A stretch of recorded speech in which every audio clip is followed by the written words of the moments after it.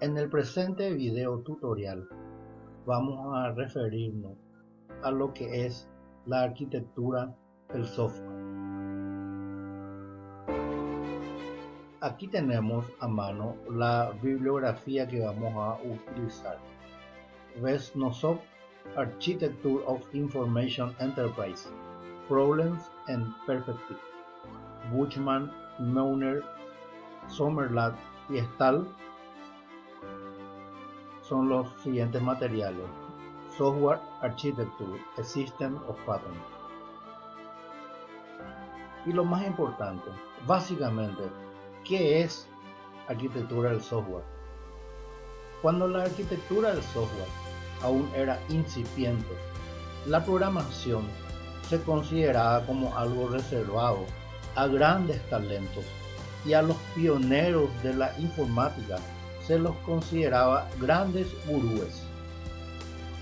Ampliando el panorama y con relación a la historia de la arquitectura del software, la misma se remonta a la época de la década del 60 y se empieza a utilizar el término cuando Dijkstra de la Universidad Tecnológica de Eindhoven en Holanda en 1968 propuso que se establezca una estructura correcta de los sistemas de software.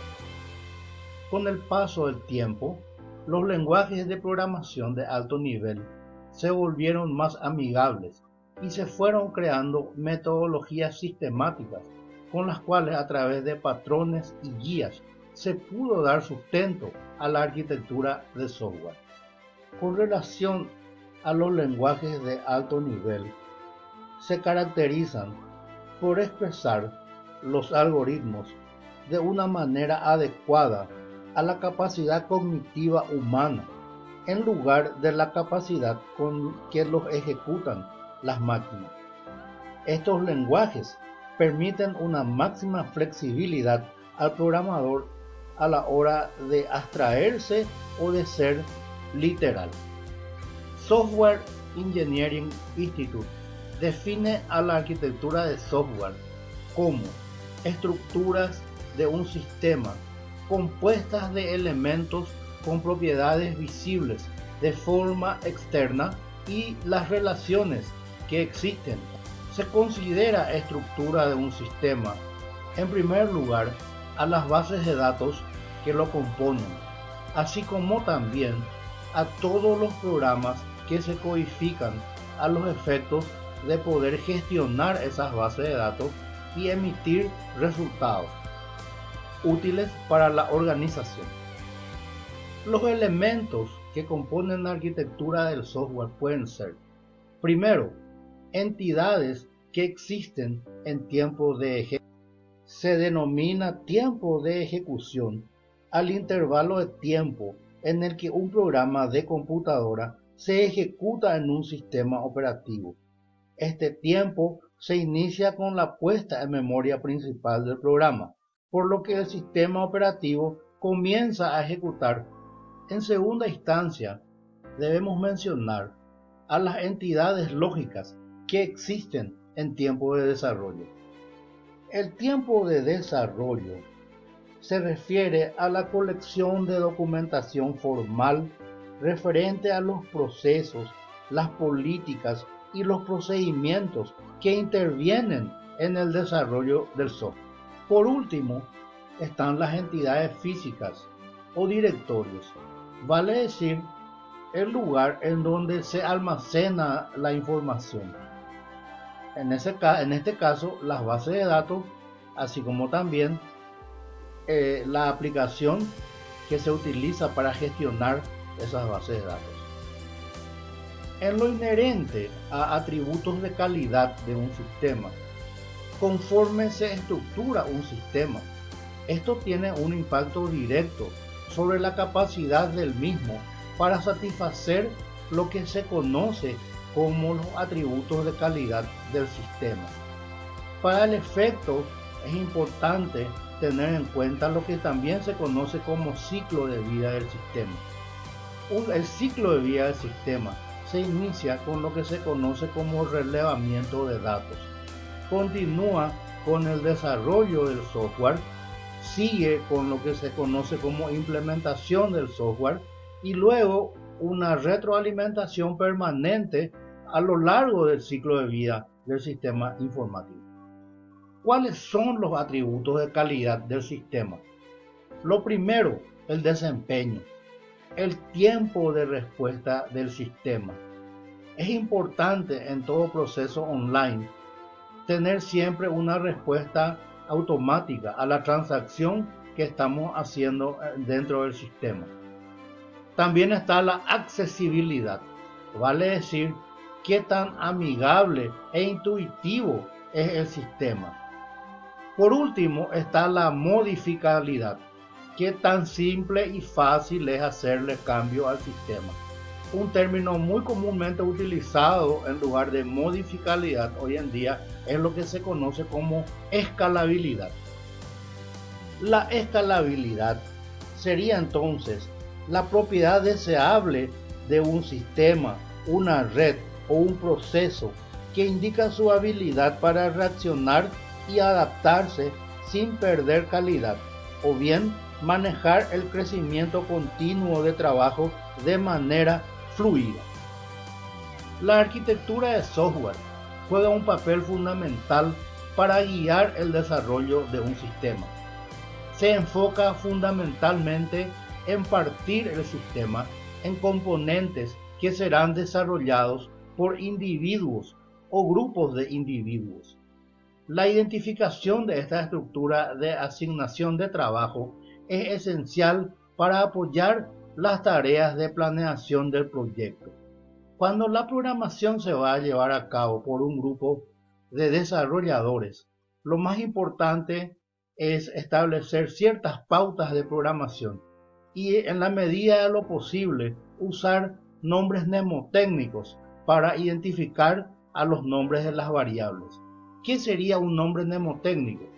Por ejemplo, si vamos a calcular la división de dos números, entonces sencillamente llamarle divisor al primer número, dividendo y obviamente cociente al resultado. De ese modo es fácil identificar para qué sirve cada variable que se está utilizando en la aplicación. Ahora vamos a referirnos a los tipos de arquitectura de software. En primer lugar están las monolíticas. Los grupos funcionales de software están altamente acoplados entre sí. Una desventaja de una estructura monolítica es que hacerle modificaciones necesariamente traerá muchos cambios en la estructura de la arquitectura, porque un programa que se modifica en una fase necesariamente tiene que actuar dentro del sistema en otras fases o etapas del mismo.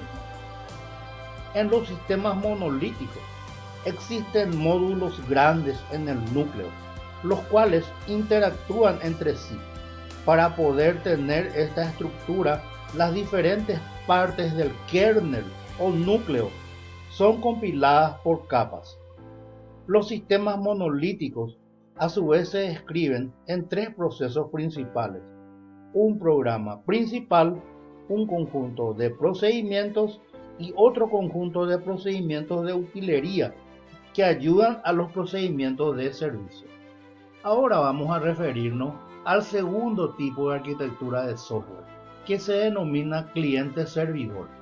Se reparte la carga de cómputo entre dos partes independientes, por un lado el cliente y por otro lado el servidor. Dicho de otro modo, es un modelo de diseño de software en el que las tareas se reparten entre los proveedores de recursos o servicios, llamados servidores, y los demandantes, llamados clientes. Un cliente realiza peticiones a otro programa y es el servidor quien da la respuesta.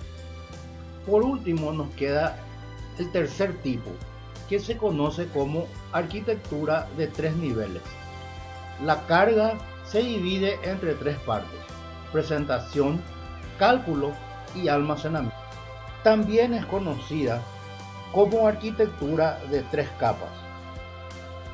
Y esta arquitectura define cómo organizar el modelo de diseño en capas que pueden estar físicamente distribuidas, lo cual quiere decir que los componentes de una capa solo pueden hacer referencia a componentes en capas inmediatamente inferiores.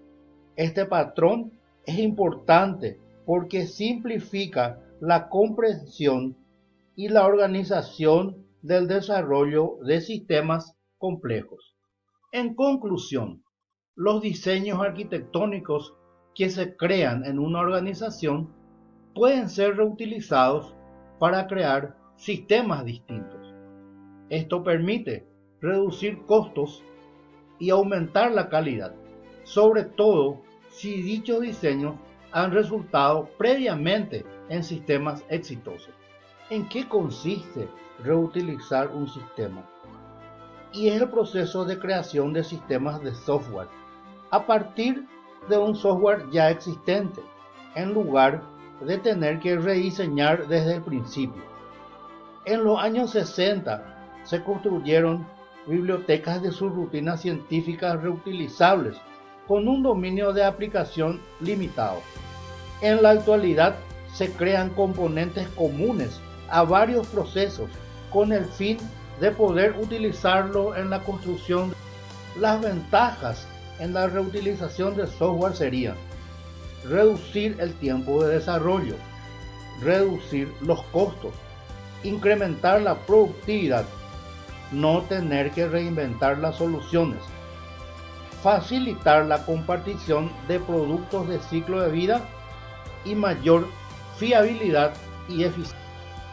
Y ya para ir concluyendo, las desventajas serían necesidad de invertir antes de obtener resultados, carencia de métodos adecuados, necesidad de formar al personal y dificultad para institucionar los procesos. De esta manera estamos culminando este video tutorial. Espero que haya sido de tu agrado.